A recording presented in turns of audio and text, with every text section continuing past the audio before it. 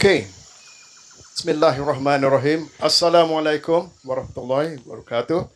Good morning, everyone. Welcome to Taman Tugu and welcome to People Library. And this morning, our session is in conjunction with World Environment Day. We have a lovely lineup of speakers. And what we've told them is actually to talk about the pertinent issues and not just the big picture, but also what we as individuals can do our bit. Yeah. So the brief to them is to challenge and explore what is the right balance in pursuing sustainable development whilst protecting our environment, and explain where we as individuals can start and specifically do to protect our environment for future generations. So I'm gonna, without further ado, I'm going to introduce our first speaker, which is Mr. Azlan Yaacob. And you okay? So Azlan is the chief founder of GreenSteps Malaysia, a community-inspired initiative focusing on transitioning communities towards low carbon. He's also the deputy chairman of Smart Community Segambut under DBKL's Local Agenda 21.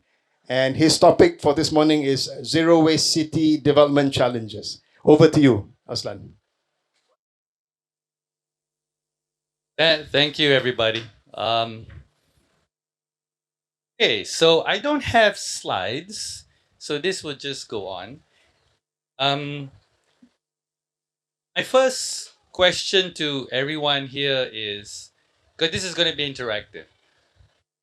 How many of you in this place have a WhatsApp account?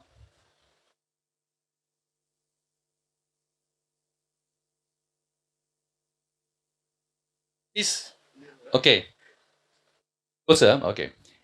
How many of you own a house and pay assessment? Huh? Homeowners, anyone? Okay. Everyone with gray hair looks like they raised their hand. Okay, last question. How many of you have a bank account? Okay, maybe some kids may not have bank account. I just discovered my son has a bank account. Um, my wife made it for him. So I have a story, one of my experiences. Um, in 1994, Ashley, were you born in 1994? Okay, so Ashley was born in 1994. Who wasn't born in 1994? Oh, oh, okay. So, right. Some fake elders here. So in 1994, I joined a company called Motorola. Are you familiar with the company? Yeah, young people, Motorola. Okay lah, you may have heard about Motorola. Now the thing about Motorola is the company that invented cellular phones was Motorola. So everyone who has a phone, this device was invented by a company called Motorola. So the ability for you to make a call, that's the company. And in 1994, I was working for them and we sold a system. It was a wireless packet data system. So remember my first question? What was my first question? What's that? So in 1994, when we sold the system, the underlying technology for WhatsApp, which is wireless packet data, was in Malaysia. And then we had something called an ecosystem where we had the network, we had the device manufacturers, we had software vendors. So my job at that time, I was quite young then. I was 1994, I was 28 years old, yeah. So my job was to put together the ecosystem for a wireless data, for lack of a better word, industry. So when we managed to put everything together, We start selling. And I think after 6 months, we got 50 users, roughly 50 lah. Okay. And then we got a big break. The late Tan Sri Ani Arop.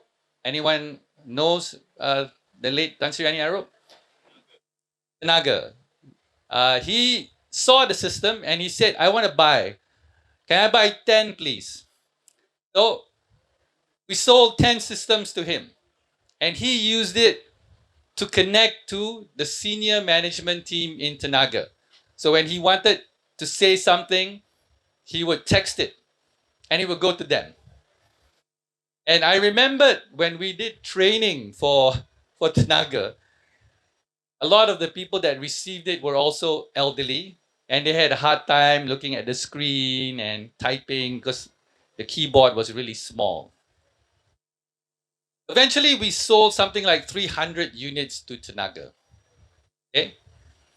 And the reason why I'm telling this story is that this is how we started. And today, the underlying technology, there's a lot of companies that came after us, like, what's the name of the company? BlackBerry, yeah? BlackBerry, right? Yeah. So there were companies like BlackBerry that popularized the system, and eventually WhatsApp. And today, all of you are using WhatsApp. So this is the vision that I would like to have for sustainability for all of us. All of us have the sustainability equivalent to WhatsApp. All of us will have a sustainability account. And I would like to share to all of you a little bit about how I came about to this journey and how we were able to build it. And this is why I have all these books. Huh? Okay, I can pass it around. You can have a look at it, but make sure you return it back to me. Okay, so most of you may not know what I do. Okay, I founded GreenSteps together with Fiona. Fiona, can you raise your hand? So GreenSteps is a whole suite of things which allows you to reduce your carbon emissions. So there's a digital element, there is a physical element, a logical element, and a governance element. So today I'm wearing a t-shirt that I always wear. You can see my t-shirt. There is LA21 on my sleeve. Can you see it? So LA21 stands for Local Agenda 21. And the whole local agenda idea came about in 1992 in Rio de Janeiro. That was also the same year that all the countries around the world realized that we have something called climate change. And if you've heard the term COP21, COP15, the first COP was in Rio de Janeiro, where all the countries spoke about climate change. So LA21, Local Agenda 21, is to help communities deal with issues like urbanization, poverty, and so forth. And in 2015, how many of you have heard of the term SDG, Social, Sustainable Development Goals? Raise your hand. SDG? Yeah. So before SDG, there was LA21. So in every government city council, there is an LA21 officer. But in the case of DBKL, which is the largest local council government, the office of LA21 is rather large. I'm not mistaken, there's at least 6 offices in DBKL. So the first thing I would like to show, because I'm trying to, where's Johan? Yeah, this is a people's library, so I bring books. Unfortunately, today I cannot really read very well because I have a problem with my eyesight. But now I listen to a lot of YouTube videos to learn about different things. But last time I used to read a lot. And how many of you here are Muslims? Muslims? Whether you're Muslim or not is not the issue, but the first book I read when I was maybe about 17, 18 years old, which helped me link science and faith, was this book. If you can see, it's called In the Shade of the Quran.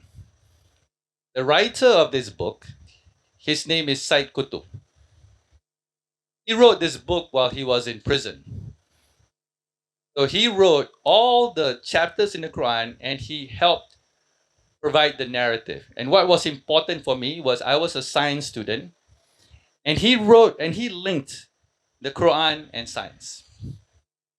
And that gave me a bit of strength and understanding about my faith and about science. So that helped me to pursue a STEM based, I graduated with an engineering degree.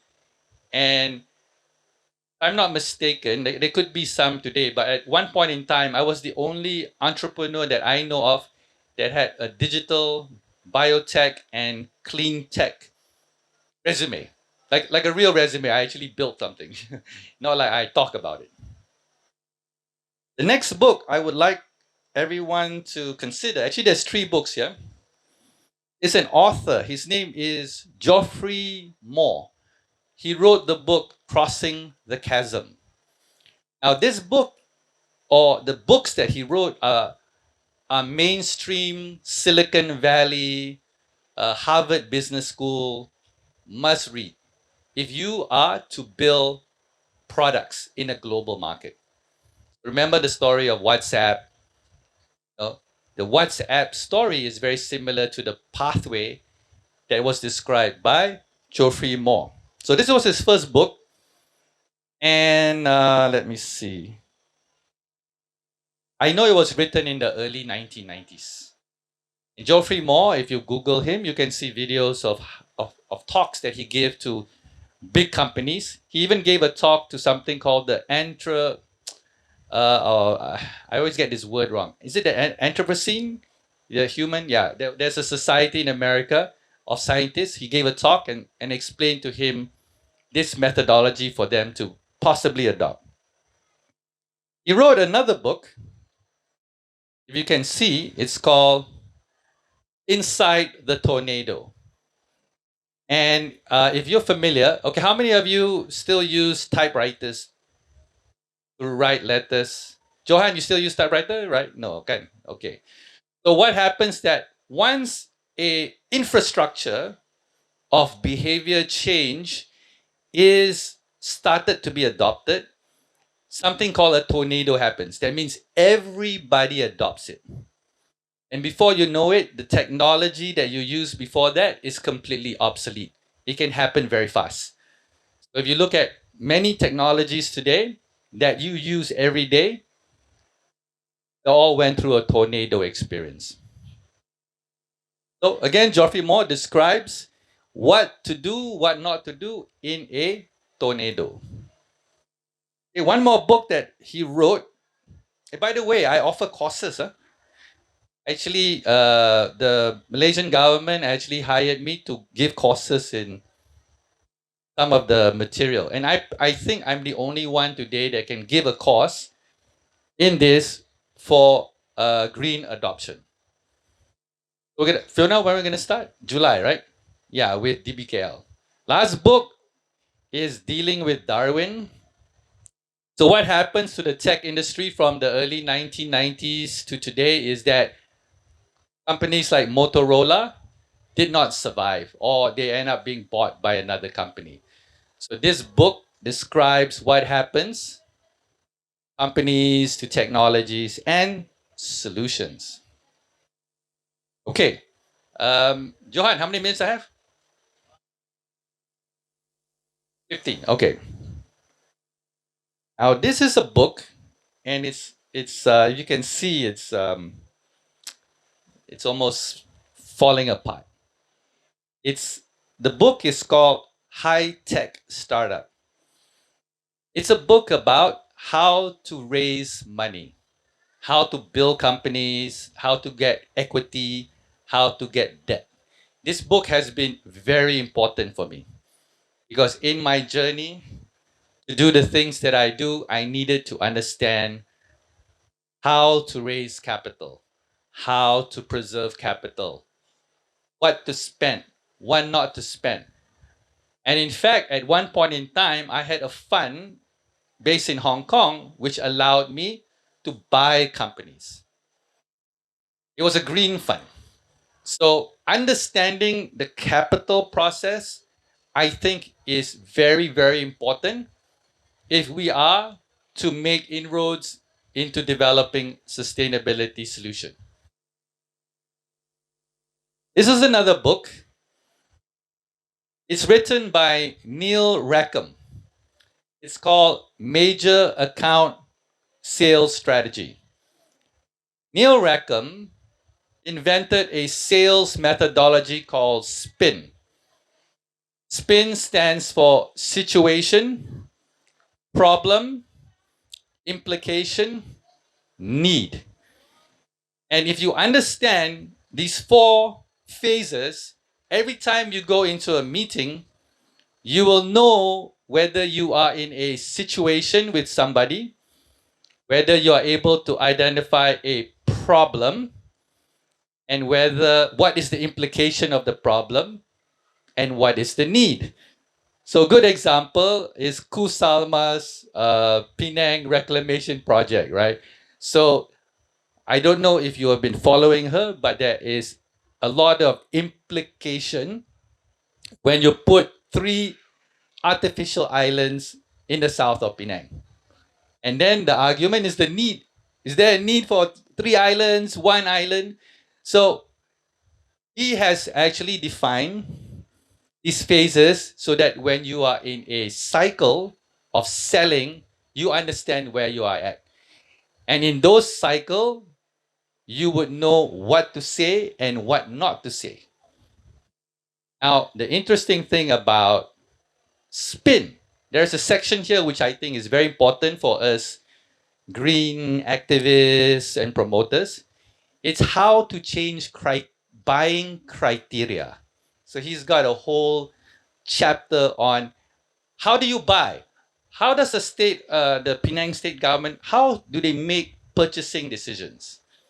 Okay, and there are techniques that you can use to change the criteria.